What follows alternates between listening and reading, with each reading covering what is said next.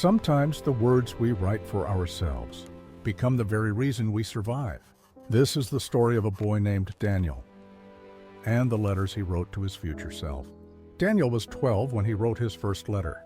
It started as a school assignment, write a letter to your future self. But for Daniel, it wasn't homework. It was hope. Dear future me, I hope you're doing better. I hope Mom smiles more often, and I hope you stop being afraid of everything. Love, Daniel. He folded the letter, sealed it in an envelope, and hid it under his pillow. He didn't know it then, but that simple act would one day change his life. A year later, everything started to fall apart. His father left home, bills piled up, and his mother worked long nights to keep food on the table. Daniel, please don't give up on school. You have such a bright future. Honey, you have to follow your heart.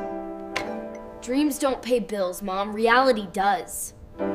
That night, Daniel found his old letter again. He opened it slowly and read every word. You really thought things would get better, huh?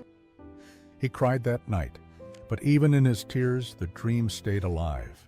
By 17, Daniel had lost his way. He skipped classes, stayed silent, and barely looked anyone in the eye. But one teacher noticed him. Don't be afraid to try, Daniel. I see the potential in your work. That night, Daniel picked up his pen again, for the first time in years. Dear future me, today someone believed in me when I didn't. If you're still reading this, I hope you never forget how that felt. That letter became a spark. 10 years later, Daniel was 27. He had a job, an apartment, and everything he once dreamed of, except happiness. Is this what success feels like? Because it doesn't feel like living. He worked late nights at a job he didn't love. He stopped writing. He stopped believing. Until one evening, while cleaning old boxes, he found the letters. One envelope caught his attention, dated to Daniel 10 years later. His hands trembled as he opened it. The handwriting was his, but older, wiser. Dear past me, I know you're tired. I know you think you've failed, but you haven't. Every letter you wrote kept me alive. Every word became the reason I kept trying. Because of you, I found purpose. Because of you, I became someone I'm proud of. Your pain was never punishment. It was preparation. Keep writing. Keep believing. See you at peace. Daniel froze. He stared at the paper and felt something inside him shift. That night changed everything. Daniel quit the job that was draining his soul.